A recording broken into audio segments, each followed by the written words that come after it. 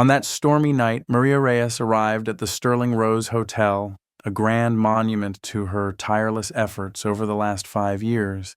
Its sleek, rain-drenched glass facade glittered in the darkness, bearing witness to the countless sacrifices she had made, especially as a single mother devoted to her daughter Isabel. Maria emerged from her SUV, her appearance a stark contrast to the poised CEO featured in the glossy magazine. Dressed in a worn hoodie, jeans, and sneakers, her hair damp and tangled in a messy bun, she seemed the epitome of weariness. Yet underneath the exhaustion lurked a heart of gold, for she had just returned from a secret charity mission to a town ravaged by disaster, foregoing her own comfort to lend a helping hand. As Maria slipped into the lobby, her sharp eyes immediately fell upon Colin, the newly appointed night manager, who exuded a brazen self-assurance. It was hardly a surprise that he failed to recognize her, as he had yet to attend the staff orientation and become acquainted with the hotel's top brass. Maria, however, was more concerned with observing Colin's conduct with guests, and thus she remained incognito, blending into the shadows to witness his performance firsthand. Maria approached the reception desk, her voice carrying the soft inflection of a polite guest. "I need a room just for the night," she said, her tone courteous and non-demanding. Colin, on the other hand, was evidently unmoved by Maria's request. Barely sparing her a glance from his computer screen, he replied in a terse, almost dismissive manner, "We're fully booked." Maria's discerning gaze swept across the reservations board hanging on the wall behind Colin, effortlessly picking up on the inaccuracies in his statement. 3 luxury suites, all marked available, beckoned from the board. Maria wordlessly raised her finger, pointing at the vacant slots. "What about those?" she inquired, her voice still carrying a modicum of politeness. Colin's dismissive attitude reached new heights as he rolled his eyes at Maria's question. His voice dripped with condescension as he retorted, "They're held for special guests. Look, ma'am, this isn't the kind of place you can just waltz into. Maybe a roadside inn would be more suitable for you."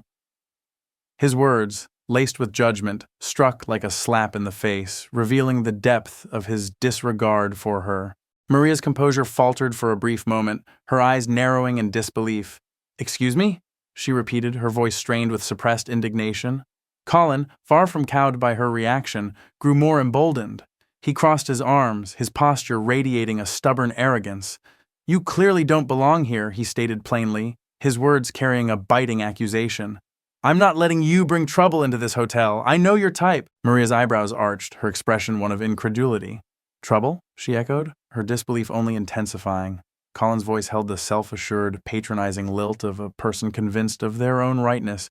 "You're underdressed," he declared, his gaze raking over her attire with blatant disapproval. "No ID, no luggage, just leave. You're bad news, and I don't want you in my hotel." The silence that descended was fraught with tension, as palpable as a tightrope stretched to its breaking point. Maria's jaw clenched, not in response to the slight against her appearance, but to the affront against the very core of her being. This hotel, the one she had poured her heart and soul into, the one she had fashioned from the ground up, was being soiled by this young, conceited man. Every fiber of her being bristled at the indignity of it all, the insult to her vision of kindness and excellence. With a serene, calculated grace, Maria reached into her bag, retrieving her phone. The action, simple as it was, carried a sense of finality, as though a switch had been flipped within her. "Good evening, Cheryl," she said into the phone, her voice suffused with honeyed sweetness. "Kindly activate the override on Suite 14C. I'm checking in." There was a pause, during which Maria's expression remained composed, a portrait of calm. "Yes, I'm aware it's blocked off." Colin's bravado faltered as he watched Maria, perplexity evident in his features. "Wait, who are you calling?" he interjected, his previous confidence faltering. "You can't just—" "I can," Maria said, her words dripping with quiet authority. "And I just did." In a matter of moments, Cheryl Washington, the hotel's assistant general manager, arrived on the scene. Her composed demeanor faltered as she spotted Maria, and her face blanched, a ghostly hue overtaking her normally bronzed complexion. Cheryl's demeanor shifted from shock to the urgent obsequiousness of a person confronted with their superior. "Ms. Reyes, I didn't know you were back," she exclaimed, her tone flustered but still respectful. Maria's smile remained cool, the glint in her eyes suggesting a deep simmering anger. Apparently no one knows who I am anymore, she replied, her words harboring a hint of biting irony. Colin's gaze flitted between Maria and Cheryl, his earlier arrogance now completely dissipated. He swallowed hard, the weight of realization hitting him with full force. Cheryl faced Colin, her tone grave and direct. Colin, this is Maria Reyes. She owns the entire Sterling Rose chain. The gravity of her words hung in the air, enveloping Colin in a shroud of trepidation. Colin's lips parted, but no sound emerged. His mind raced, frantically searching for words of defense, but nothing came to him. Maria's movements were deliberate, her steps unhurried, but her eyes were glacial. Her voice, a chill wind. You denied a woman a room because she didn't fit your assumptions, she said, her words as sharp as knives. What if I wasn't the owner? What if I were a single mother trying to find shelter for the night? She leaned in, her presence imposing, her gaze piercing. You just told me I didn't belong in a... Colin stumbled over his words, his voice faltering. I didn't know, he protested, but his protestations only fell on deaf ears. That's precisely the point, Maria snapped, her words a venomous whip crack. You didn't care to find out. You saw me and made assumptions based on your own preconceived notions. You didn't see me as a human being. You saw me as a problem, an inconvenience.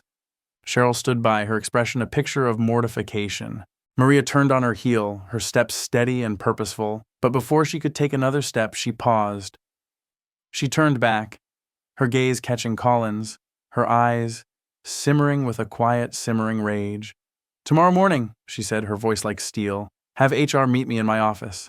As Maria walked away, her sneakers adding a faint squeak to the otherwise silent room, she left in her wake a silence that was more deafening than the raging storm outside. Colin's legs trembled beneath him, his pride and arrogance now shattered at his feet. He had been reduced to rubble by a woman he had once dismissed as not belonging in her own hotel, her own creation. Suite 14C held fresh lilies, a custom breakfast, and a termination letter. Colin would never forget the night he denied the wrong woman a room.